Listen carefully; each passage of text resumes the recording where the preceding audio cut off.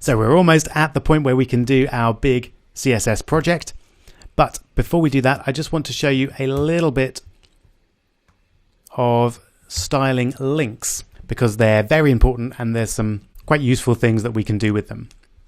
So first off, if you can remember this from a couple of videos ago, can you create a link to say google.com, which is not underlined, but then underlines when you hover over it with your mouse? Go for it.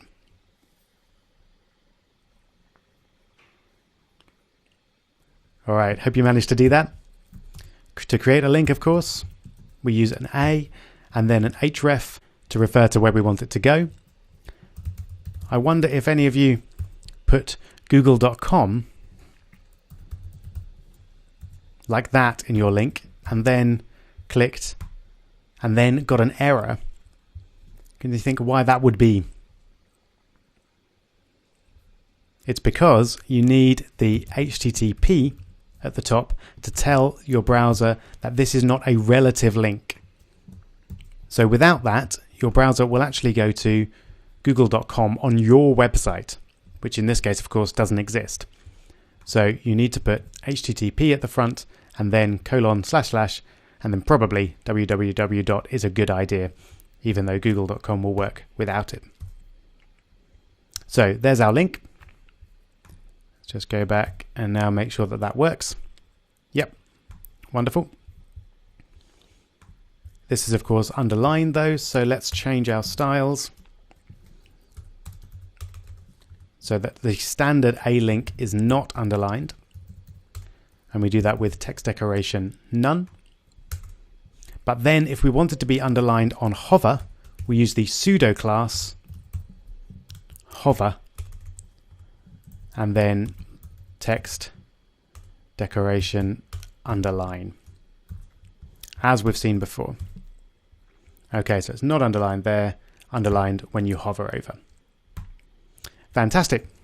So a couple of new things I want to show you. The first is that you can get a link to open in a new tab, which is particularly useful if you want to link to something which is off your website, but leave your website open. So let's copy our Google link to see how we do that. All we do is we set the target attribute of the link to blank. And that will then open a new tab. So Google in a new tab, just so we know which one's which, and open the link in it. Let's have a look. There we go. Fantastic. I think I'm just going to put those in paragraph tags so that they look a little bit more separated. There we go. And then I just want to show you a couple more of these pseudo classes. So we can use hover to decide what it looks like when someone hovers over it. So at the moment it's underlined. We can also use visited to change what it looks like when the user has been there. So if I change this link to a website that I've not been to before, pretty sure I haven't been to google.se, for example, then you can see it's blue. So blue is the standard color for links that I haven't been to before, and purple is the color for links that I have been to before. But we can change that, and we can make that whatever we like. So for example, we might want visited links to be not green, but green for some reason. And then you can see that one becomes green. This one is still blue, but if I click on it and then go back, you can see now it's green because my browser knows that I've been there. So there's a couple more pseudo classes that you can use if you like.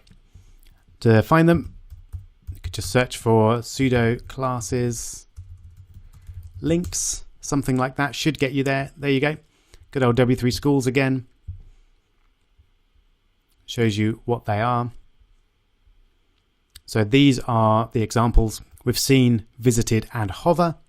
There's also just a normal link. So if we wanted to style a link that hasn't been visited and is not being hovered over, then we can do that. And an active link, i.e. the link of the page that we're on at the moment, then we can use a : active to style that specifically if we'd wanted to do that. There we go. So congratulations, you've made it to the end of the core part of the CSS section of the Complete Web Developer course. It's quite an achievement and you've learned a huge amount. The best way to keep that all in your head though is to practice it. And one of the best ways that I've learned to do this is by attempting to copy existing websites. And that's what we'll be doing in the next few videos.